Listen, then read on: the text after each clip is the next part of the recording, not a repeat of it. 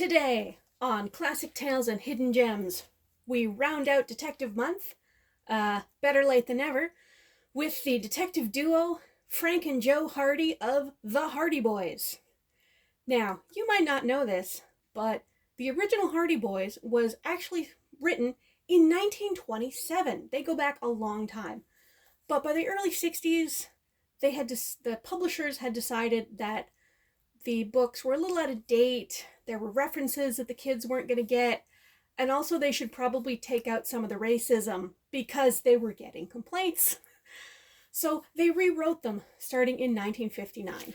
So we are going to take a look at both versions today of the first book in the Hardy Boys series, The Tower Treasure. Now, both books, beat for beat, really have the same overall plot.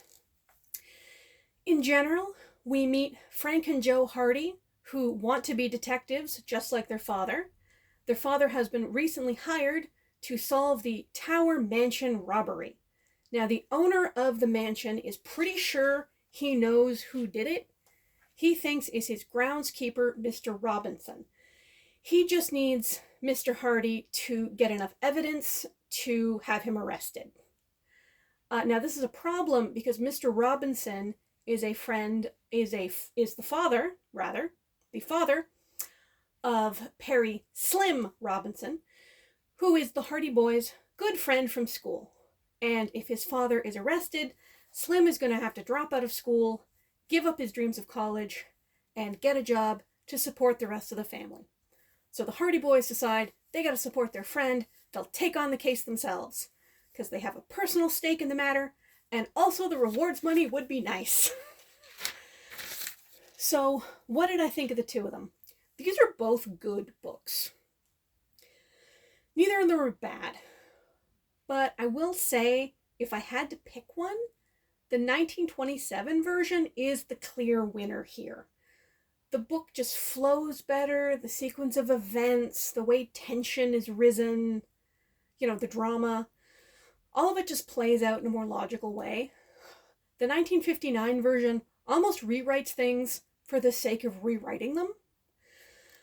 Like the 1927 version opens with the Hardy Boys driving their motorcycle along the cliff.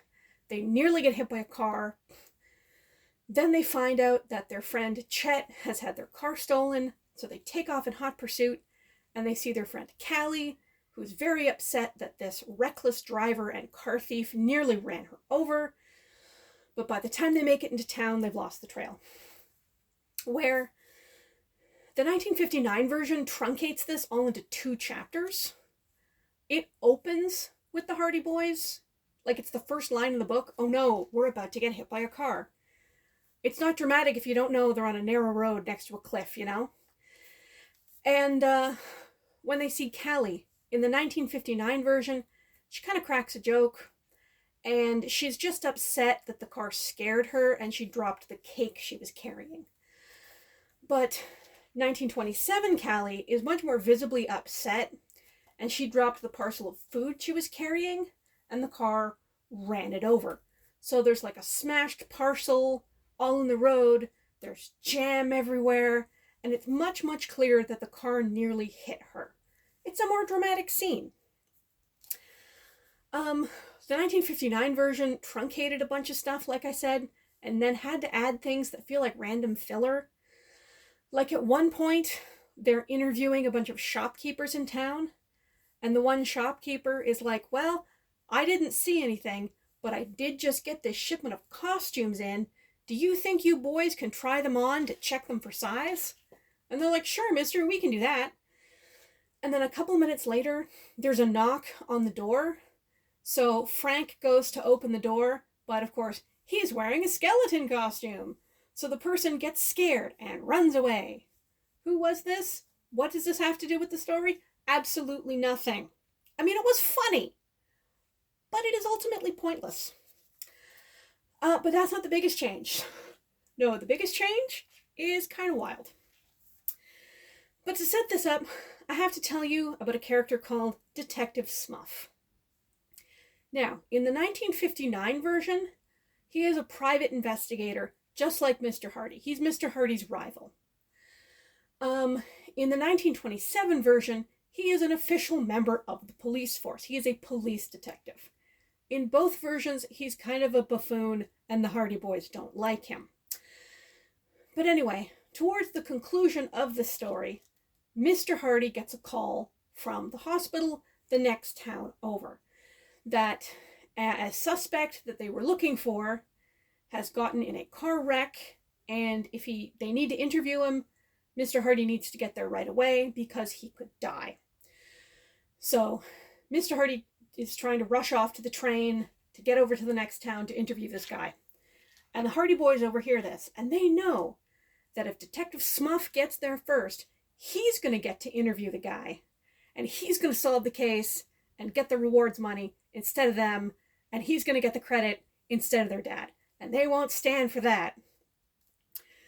So, what does 1959 Hardy Boys do?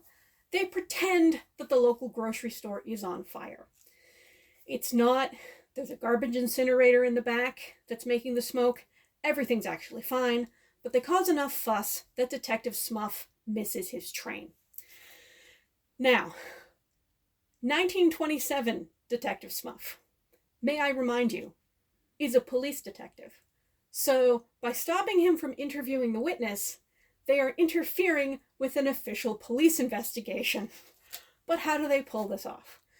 Well, I'd like to imagine that you too are a 1920s boy detective and you are trying to stop someone from making their train. Do you A, steal their watch, B, slash their tires, or C, call in a terrorist bomb threat? I'm not kidding. It's wild.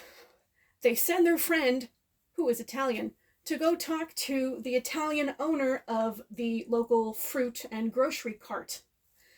So the boy goes over and is all like, "Hey, mister, do you think that the Black Hand could do anything in Bayport?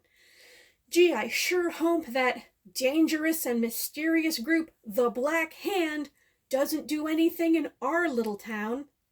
Hey, mister, what's that mysterious taking parcel under your cart?" So the poor man screams, goes running for the police. Detective Schmidt has to come. Chief of police has to come. They're standing there arguing about what the heck they're going to do. Because it's the 1920s. There's no bomb squad they can call. There's no one they can call for this. So a beat cop comes over, and they're like, "Oh yeah, let's make him deal with it. Hey you, why don't you get some buckets of water and dump it on the mystery parcel?" I guess they're hoping if they get it wet, the fuse will be too wet to go off and the bomb won't explode. So they form this bucket brigade. They're dumping water for all their life. And they finally think, okay, we have to risk it. We have to open the parcel. So they carefully unwrap it, and they reveal an alarm clock. Wah, wah, wah, wah, wah. It's really funny. It's kind of wild. It is absolutely not what I was expecting from the Hardy Boys. But both these books are good, and if you'd like to read them, the 1927 version of the Hardy Boys can be read from Standard eBooks or Project Gutenberg. The 1959 rewrite can be borrowed from the Internet Archive's book lending program. I hope you all have enjoyed Detective Month. I hope to see you again next month for a new topic. Thank you for watching, and I will see you next time.